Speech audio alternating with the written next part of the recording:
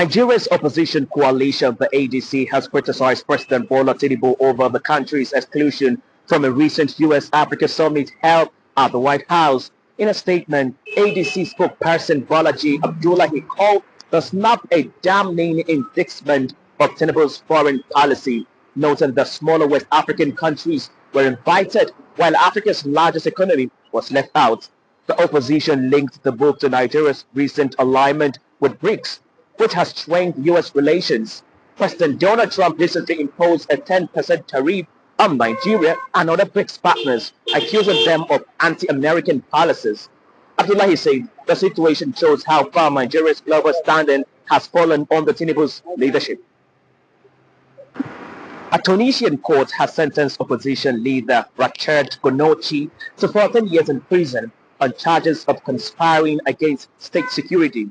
Several senior members of his Ennahda party also received 12-year sentences. Ghannouchi, 86, a key figure after the Arab Spring and former parliament speaker, has faced multiple charges under President Kais Saied's rule, which critics say are politically motivated. His lawyers dismissed the case as unfair, claiming the accusations were based on the testimony of anonymous witness who later retracted much of it. Arrest warrants were also issued for others tried in absentia, including Ghannouchi's son. The verdict adds to concern over Tunisia's shrinking political space and what critics call a crackdown on dissent. South Sudan's President Salva Kiir has dismissed Army Chief Paul Nang Machok just 7 months after his appointment, replacing him with Dual Atujang. According to the statement on state radio, no reason was given for the sudden change. Machok had been leading the military during ongoing clashes with the White Army, an ethnic Nuer militia, which has fueled recent political instability. The army spokesperson said it is standard practice not to provide reasons for such reshuffles. Though a 2018 peace deal ended South Sudan's civil war, intercommunal violence continues. In March, Vice President Riek Machar was placed on the house arrest for allegedly inciting unrest. His party denies links to the White Army, which briefly took control of Nasir town before the army reclaimed it in May. Authorities in eastern Libya have denied entry to a delegation of European ministers and the EU Migration Commissioner, accusing them of violating entry protocols. The group, which include that ministers from Italy, Greece and Malta, as well as EU Commissioner Magnus Brunner, was turned away shortly after arriving in Benghazi.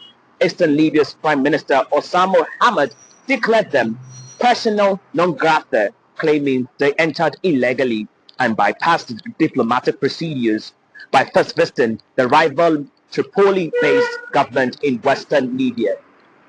The EU delegation had been in Libya to discuss migration control as the region remains a key departure point for migrants heading to Europe.